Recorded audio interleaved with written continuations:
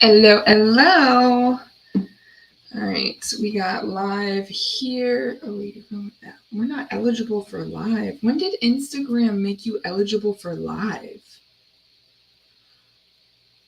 Okay, I'm gonna have to address that later. I guess there's so many different changes going on right now, and that's exactly why I'm back here today to talk it out, right? So, hi guys, and this is also to a lot of my new followers.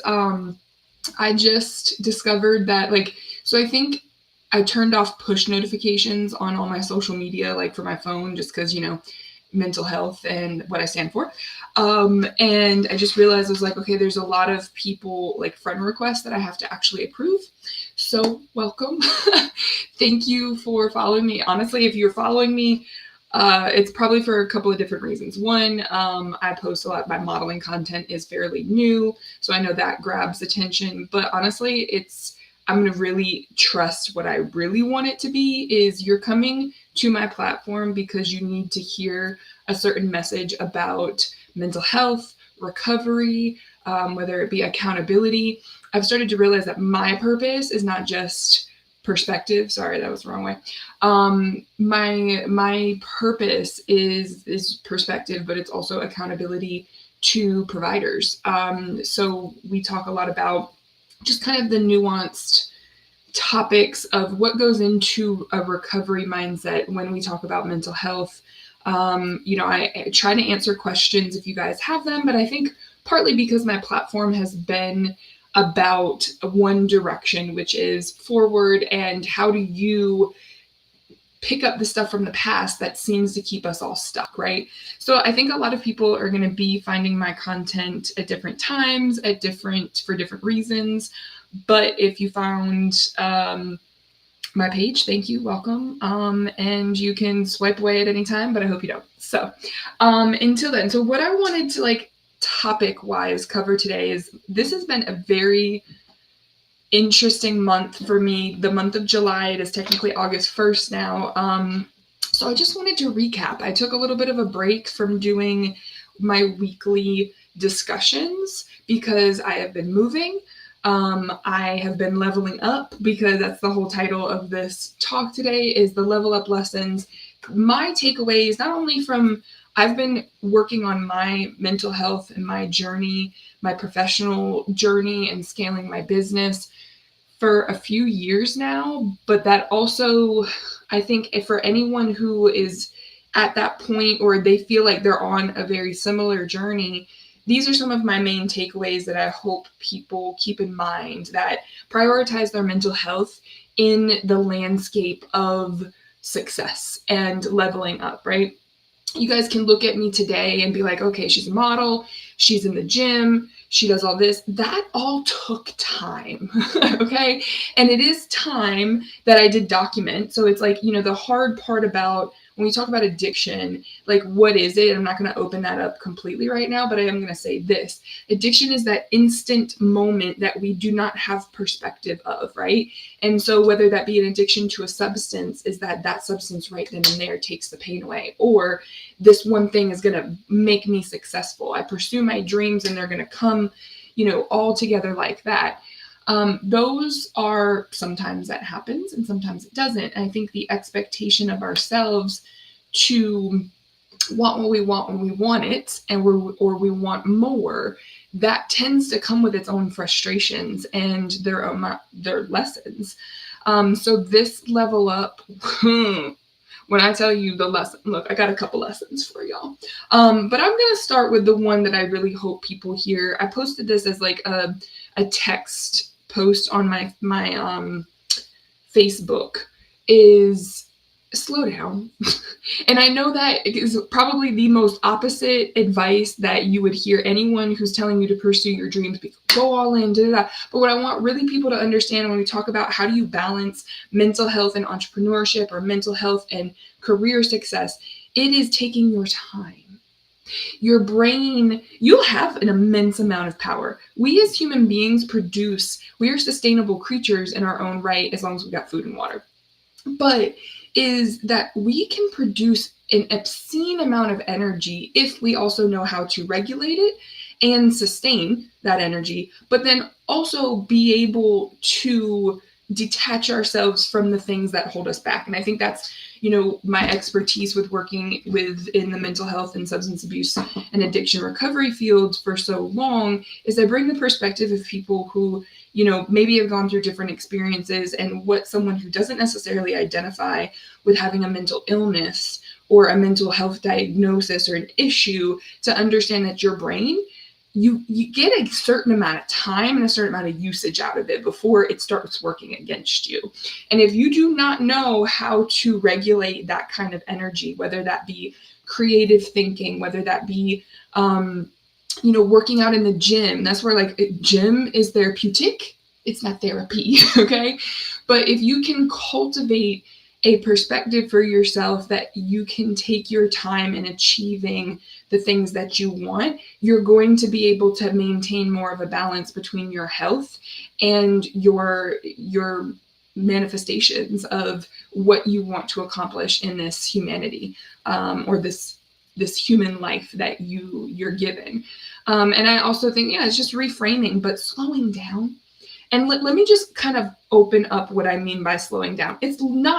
It's literally slowing down how fast you walk, and even when you're late. Those are the things that really make the difference of like half a pace slower, especially if you have anxiety. Breath and slowing your breath down. That's still something that the irony is I teach breath work with my clients and I promote it, but it's the one thing that I would say have like, I don't struggle with it, but it's not the first thought on my mind when I'm in the gym, because if I have my breath work down, look, I had to get used to being the sweatiest person in the gym. At this point, I don't care. But my breath work is a big part of that. But I also do, we lift heavy. Conversation for another time. But slowing down is also subtle in those ways of your brain. This is the hardest one, but it's also probably the most important one, is knowing how to figuratively take your foot off of the accelerator when we have a thought process going on. There are a lot of really smart people in this world. There are a lot of very intelligent, very creative people, and those are usually the people most susceptible to not knowing how to regulate their own energy. And part of recovery is your brain is naturally fast-paced. Survival is fast-paced, it's creative, it's explorative, it's expansive, it's conscientious, right? If you do not learn to regulate that thinking, your opportunities start to fall by the wayside in terms of how you interpret and understand yourself and your needs. That's what makes relationships complicated. That's what makes dreams and success more complicated. And that's what solidifies egos in a lot of narcissism. But a topic for another time. Okay. So that's my first takeaway so for me, I have moved an obscene amount of times in my life. That comes from my trauma. If we'll just put that there, is if you guys haven't gone back and kind of heard my story in bits and pieces, I grew up in a divorced family. I literally packed a bag every week and went between houses that were 4 miles apart. And I had, 2 different houses and getting along. So in terms of my purpose of perspective, part of my other purpose is like facilitation and bringing people together, because I grew up in this polarized, unintentionally, but, an unhealed dynamic with my parents. So talk about a pattern that solidifies, that is, okay, before I even really get comfortable, I am up and moving, and not just doing something in my day-to-day life. I literally moved, I think I counted, and it was like 9 times in the last 11 years, I think. So maybe we've prolonged it a little bit more. But let's just say this, I am really good at it. And it can be rationalized very easily. It's also extremely stressful. It's stressful to be analytical and operational, because moving is predominantly operations. And that's if you want to do it well and efficiently, so you don't just, throw everything in garbage bags. Trust me, I had my fair share of garbage bags this time. But it is really a matter of like, what did slow down look like for me? It wasn't the act of moving. The moving part, I was like, that's my strength. my weakness is being able to realize like, oh, I need to sit down. I don't need to keep unpacking. Do I want to be unpacked and I want to, be organized? Absolutely. But if I overdo and unpack till, 2, 3 a.m. after, a period of my like moving and that stress, and I don't pour back into myself physically, I will not sustain and actually be able to organize my space, right? That's one example. I did this in small ways of like holding myself accountable to slowing down as I was driving. Excuse me. This one is this is one of my favorites, and this is where I tell people to start building their mindfulness regulation skills. I feel like lighting is, there we go. Maybe that's a little bit better. Yeah. When we're driving is one of the, in my opinion, the best place for us to learn to self-regulate. Now, where I really learned this is when I was in my former vehicle. I was driving a Ford Fusion hybrid. So not quite a Prius, but a hybrid that had a battery. And the visual, I've always been a visual learner, which makes an impact as well. But the visual around how this car was like set up, like the dashboard and how it showed the battery being recharged, it just really resonated with me. And then this is just how I, talk to my clients at this point is if you can visualize the car as being you have a lot of different processes that you can you have a representation for and a manifestation of how you become more mindful. Sorry, I got distracted. And so when you just think about, and I'm going to not go super deep into this example because I got 2 other points that I want to make and keep this brief. But when we talk about what does slowing down mean, it is finding those visual connection points and the processes that really you can break down for yourself. So for example, acceleration and braking, right? If we think about the process of, I'm on the highway, I'm going 60, 70, maybe 80 miles an hour. Not only just, and I need to go, between 65, I got 15 miles. I'm not going to just take my foot off the accelerator and slam it on the brake while I'm going 80 miles. You could, but if there's no reason to, don't do that. And the way that we drive is also very representative to the way that we are operating in our minds. The same way, if you guys watch my story, I said that when I was less mindful of myself, my nickname was Bam Bam because I was like slamming shit and I didn't even realize it because I was literally disconnected from my own kind of conscious space. But if you really think about the process of acceleration and deceleration, it's not only the step 1 is taking the pressure off the accelerator, taking your foot off of the accelerator. Then it's just letting the car coast somewhat. Then it's turning your foot ever so slightly to tap on the brake. Then it's pushing on the brake slowly. Hopefully y'all drive like this, because if not, I might judge you. But if we really break down and you wanting to understand what mindfulness is in real life actions and scenarios, just look at yourself driving. And so for me, that was also very pivotal because where I grew up, our driving, we get a lot of bad raps, and I still do, but I grew up driving in the New England area. And I grew up 45 minutes north of Boston. Massachusetts drivers is what I grew up with, okay? So I may or may not have internalized a little bit of aggression when it comes to driving. So for me, when I was first starting my health journey and it was really becoming more aware of what I was feeling and going through. So the transformation you guys see physically is allowing my body to learn regulation, mental and emotional regulation, more than just physical regulation. Maintenance of that transformation and health and fitness and all the things that you guys see me doing now is maintenance. It is muscle building, is a hormone regulator. It's proven scientifically, as also in my proof of concept, is that I had very significant, I'm an emotional person. I deal with emotions all day. I have to have some way for my body to manage stress that is not just me journaling and being mindful all the time. Mindfulness, as much as I promote it, you cannot just have that one thing. Meditation, you cannot just have that one thing. You have to build the landscape in your lifestyle to be able to help you maintain this. So when we talk about slowing down, it's really just give yourself the visual of how can you literally fall back into your space, because that's where I say road rage, it was really just me perpetuating not only my own stress, but my own deflection and defensiveness that in like the stress energy that was internalized in my body, it was just projecting onto other people. So that's my biggest thing. My biggest level up lesson is slow down. We are right now, naturally, our society is moving more slower, which is also putting a lot of pressure on people.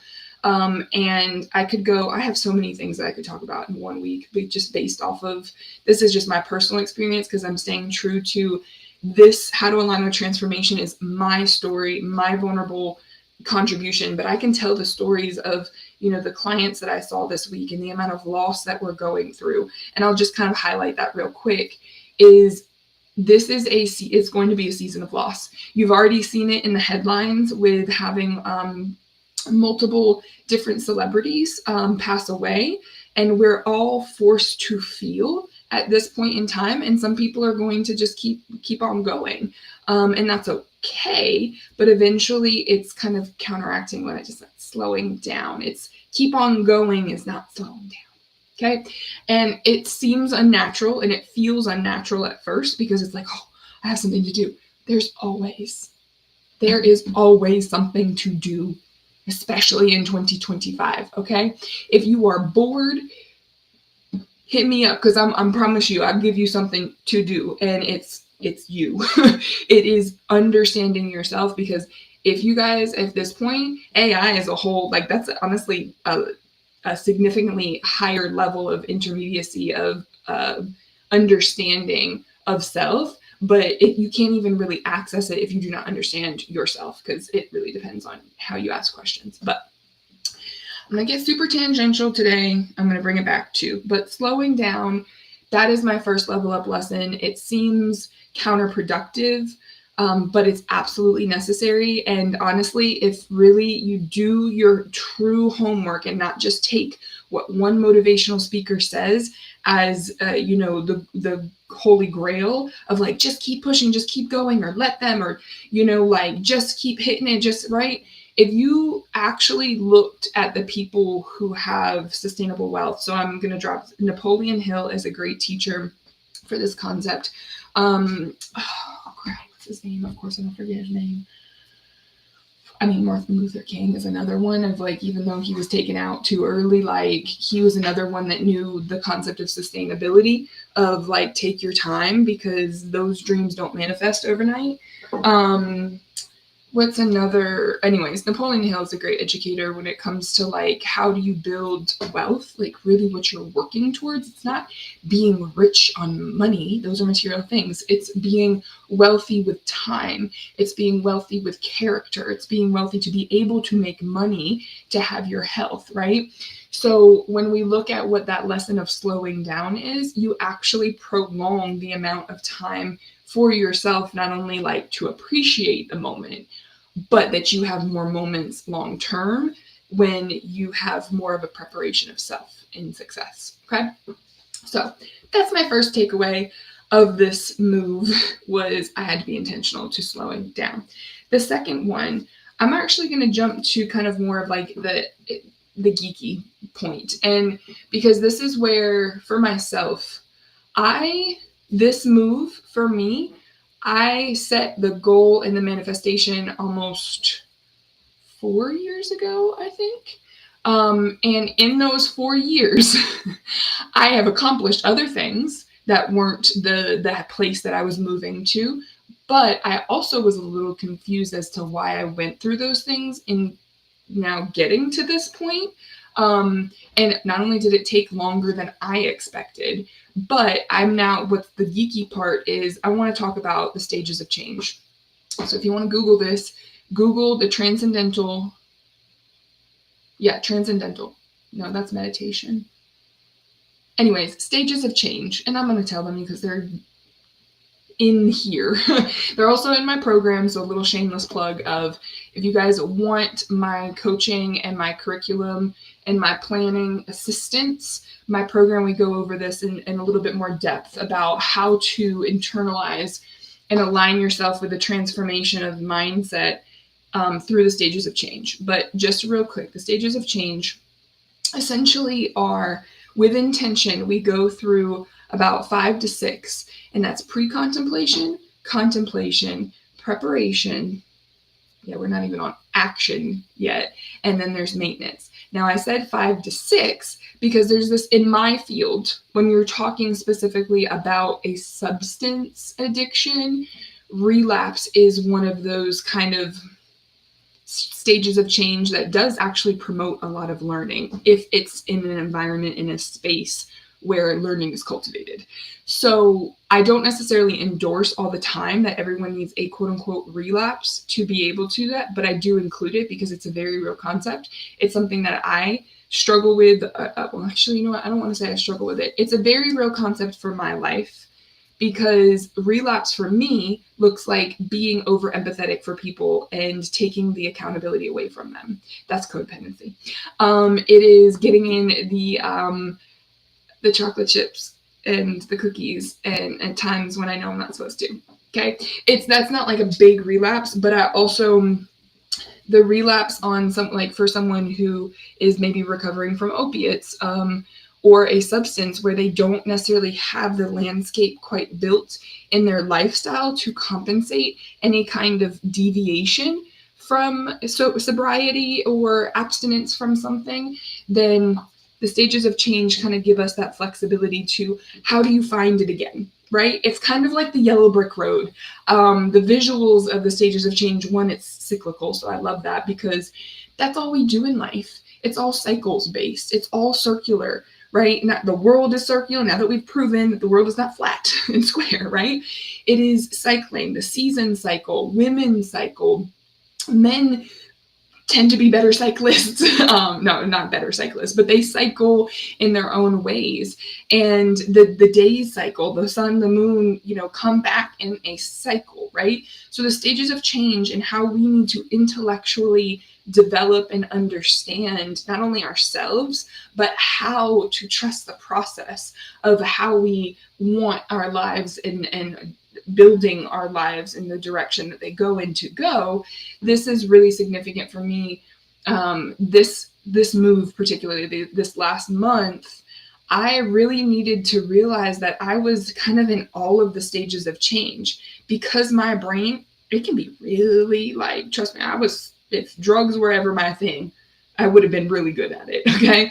But food and work and caring, those are my kind of kryptonites. Okay. I am an emotional person, so I am susceptible for people taking from me very easily. And I had to build those skills and that discernment over each cycle and each stage of change in life that I went through. So for me right now, I'm technically in motion and I'm in action for a lot of the things that are going on in my life, but I'm also in a maintenance phase at every given point in time. And maintenance, I would say, is one of the trickiest things, because the thing about life is going to throw you different variables to make sure that you can get knocked down and then get back up again, right? It's not a popular song for a reason. It's really the truth. I get knocked down, but I get up again, and I'm going to keep me down. Okay, that is literally life. Whether you believe in God, whether you believe in the universe, whether you believe in Mother Nature, whether you believe in Lucifer, I don't care what you believe in.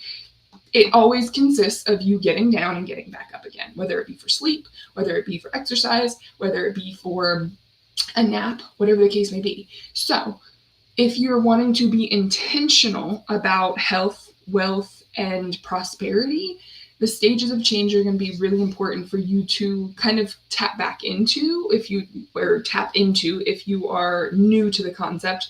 But for any new day, be intentional about, you know what? I am preparing myself for the things that I want. I don't have everything that I've asked God for and my higher power for.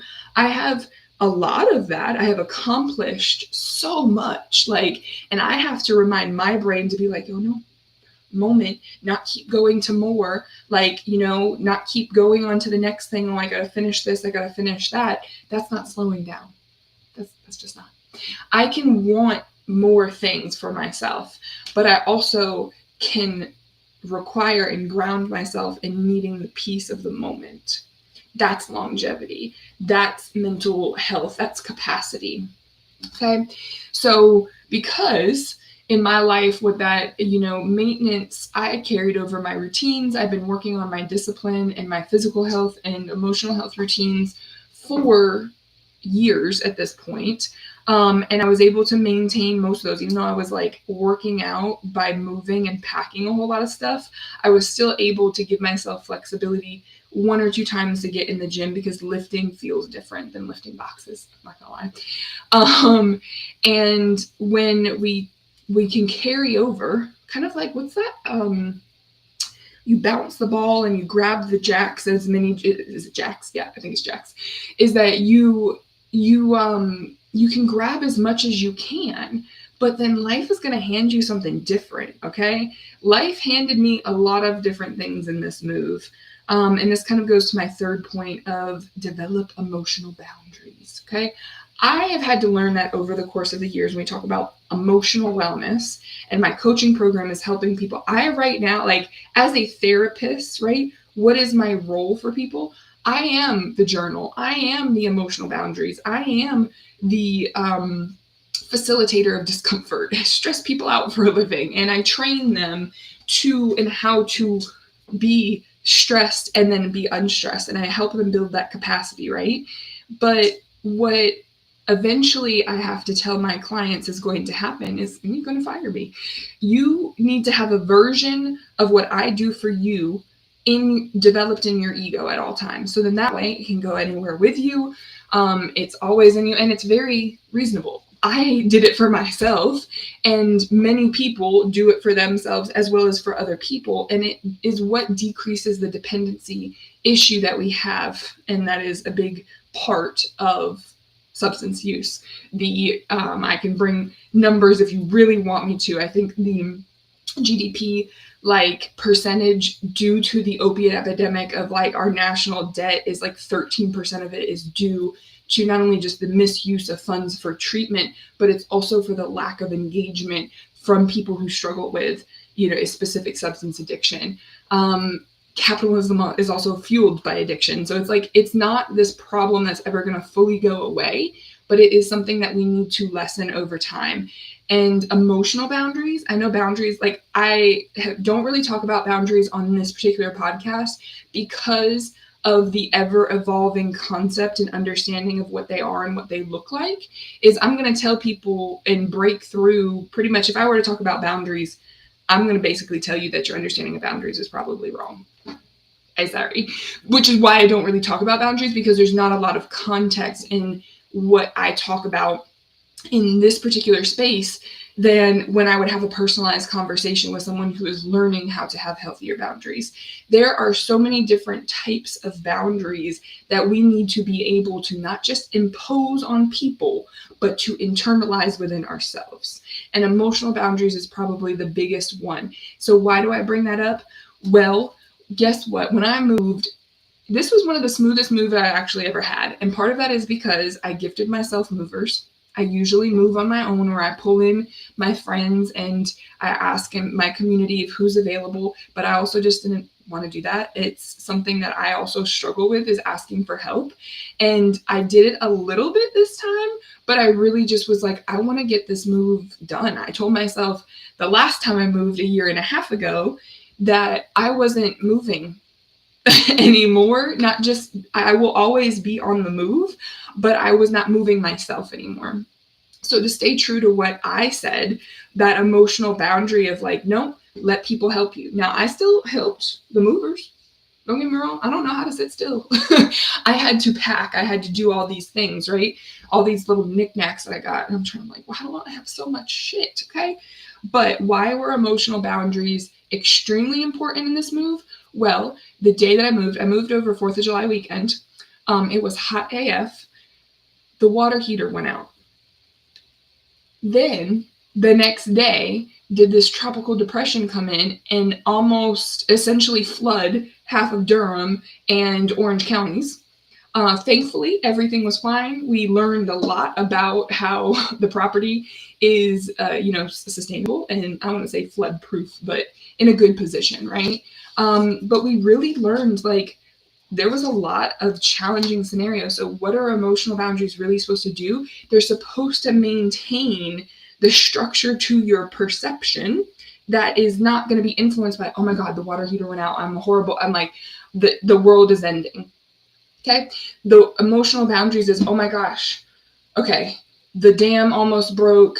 Water is not drinkable. We literally we learned. I had to be on to learn what water well or whatever it's called, the water facility are we on? Are we on city water, county water, right?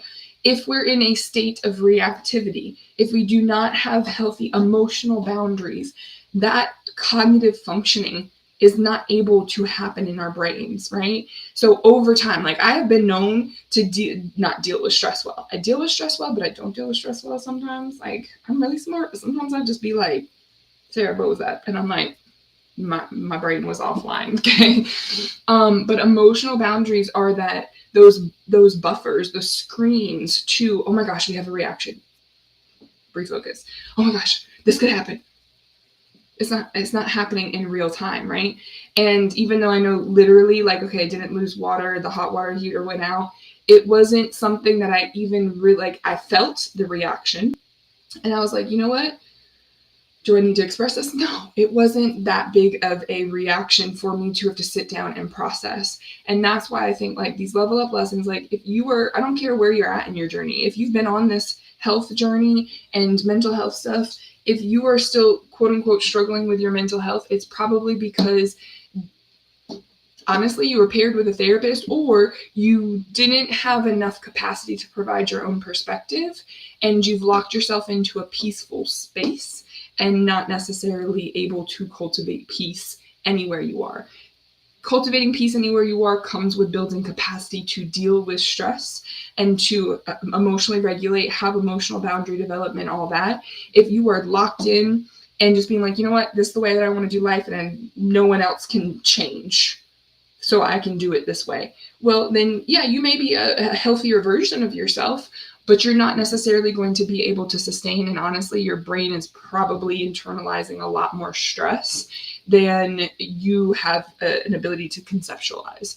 Unfortunately, I see it all the time. It's what not only fuels addiction, and it keeps people walking on very slippery slopes with their recovery, but I also see it in the health space of it's what supports PCOS, it's what supports type 2 diabetes, it's what supports early onset dementia and Alzheimer's diagnoses is chronic stress, the things that we internalize that our brain just shuts us out of because it thinks it's doing its job. Okay, so that's why I stress people out for a living. But hopefully I also not only like ground them, but I also give them the tools to be able to manage the stress. So it's been a very eventful month. It has. And I've also been trying to process like, okay, what happens with slowing down, but what happens after this month, right? I have been doing How to Align with Transformation for almost probably 2 years now. And honestly, a lot of it was my own preparation. So pre-contemplation, contemplation, preparation.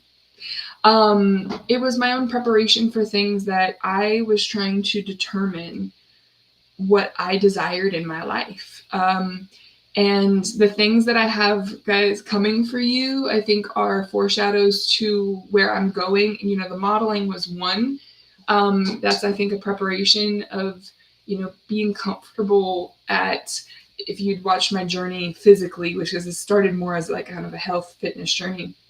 You know, I've been smaller than this, but I looked at like the state of my mental health and the state of what was happening in my life.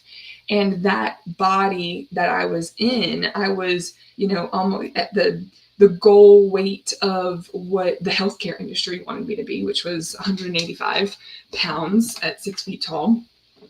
I got to 207 And then I Googled how much loose skin on average weighs. And I was like, oh, okay, well, I'm under 200. So there we go, right? I wasn't willing to push my body and my mind any further. So modeling now at this size for me is truly the right size perspective, because I can stand on a runway and hope everyone's going to want me to put shapewear on. And trust me, shapewear is one of the best inventions. Thank you. But I can stand on the runway without covering, my body's covered. I'm still going to promote some modesty, but without having to change my own perspective and perception of my body. It doesn't make me uncomfortable anymore to be and see, an overhang, to see a roll. And yes, maybe I was like, oh, because she works hard for it. Yeah, that helps. But I look in the mirror. I look at myself literally right now, right? And I see imperfections and I see them. I do not attach to them.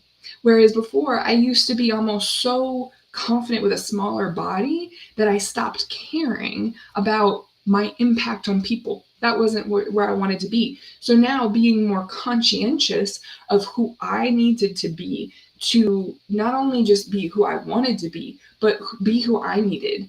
My main goal with my mental health is be who I needed when I was someone who couldn't stand up for myself, someone who I watched people, who couldn't stand up for themselves, and I couldn't say anything.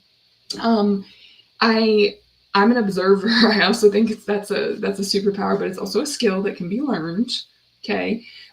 Observation of self is something that, if I had to give you like one piece of advice, like how do you change your life? Learn to observe things. Learn to observe and practice the mindfulness to your own judgments. Let alone get like good sleep too. But all of those are like skills that you can build after you learn how to observe. So all these people who identify as extroverts, I know people, whenever I stopped telling people I was a therapist when I first introduced myself, because they're like, oh, are you psychoanalyzing me? And I was like, well, if you mean, am I trying to understand who you are? Then yes. I mean, but when people tell me, they're like, oh yeah, I'm an extrovert. I need all the people. I need to recharge around people. I know that you now lack time for self-observation because you're around too many people. I think you are an introvert that likes to watch people and who likes to engage with people. But if you have that nonstop involvement and excessive onness all the time, you're going to cultivate a lot of problems in your life, because every problem, like a health problem, is, whether you believe in God or not, is God's way of turning you back to look at yourself. If you got high cholesterol, guess what? Now you're working out. Now you're trying to prevent dying. Like everything comes back down to you being the source of your happiness, you being the source of your own feeling, and good and bad. You being able to have a control mechanism. You can never control emotion, but you can put regulation and mechanisms in place to be able to reduce the amount of negative impact on your own health. But it requires observation. That's all clinician means. These alphabet soup, yes, they mean I'm educated in certain areas. Social work is a lot of history, and then clinical, like psychology. Clinical just means observation. If you want to be a clinician, learn to observe. Okay. So, and that's, science. That's all. Science is based off of general observations, but then also curiosity. And if you can observe and be curious about the things that you cultivate in your life and you taking responsibility, then I think recovery it's still going to have its challenges. But your level up, right? Each level of yourself, of accomplishments. And I can tell you that level up is not how big your house gets each time you buy one. It's not how new of a car. It's how have you been able to, how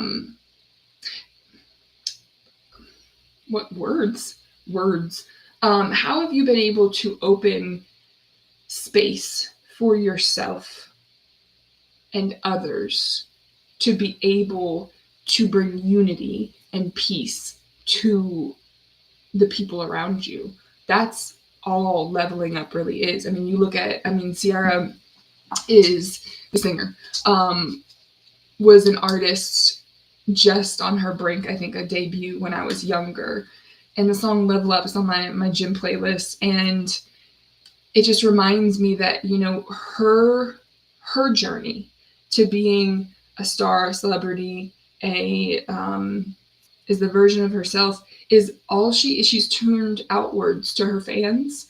She's turned outwards to speaking up for women and even men too, of like how people deserve to be treated.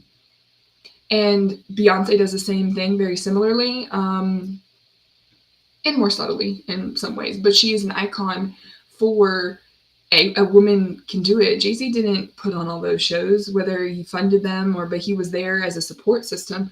But women, we have to learn how to really know ourselves, not know our traumas, not know what's wrong with us, not know all the problems in life. We have to know ourselves and how to be the version of ourselves that we want to be. And the future youth, our children depend on it. And yeah, I'm going to stop preaching at this moment because I think I said what I said.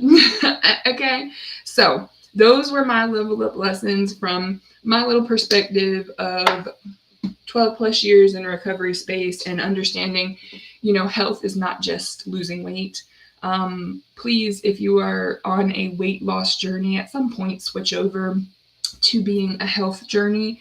How you shape your narratives and the words that you use is also eventually will become a lesson in how you guys level up.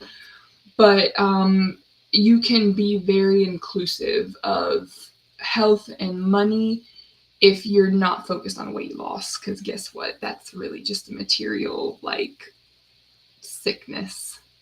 It's a body, it's a size that you really can't control. I'm sorry.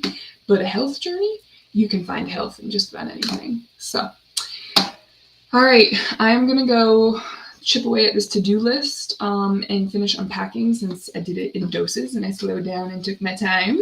I also have a dog now, so if you guys watch my stories, just for clarity, if someone gets through the end of this whole 42-minute rant that I do, I took in my brother's dog because with the Fresh Prince of Bel-Air soundtrack coming on, homegirl got in a little trouble and she came to live with Auntie Sara in the country. Okay, but no, she's not a city girl. My brother is now doing great things for our Department of Defense. And he is in the city, and I had a space, and I love dogs, but we're still adjusting.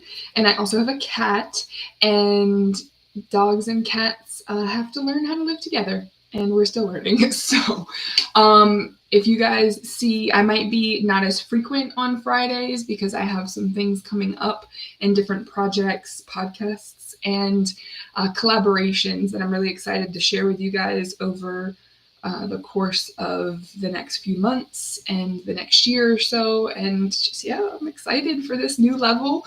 A little scared, but mostly excited. So I hope you guys have a good Friday, get some rest, and find your joy. See ya.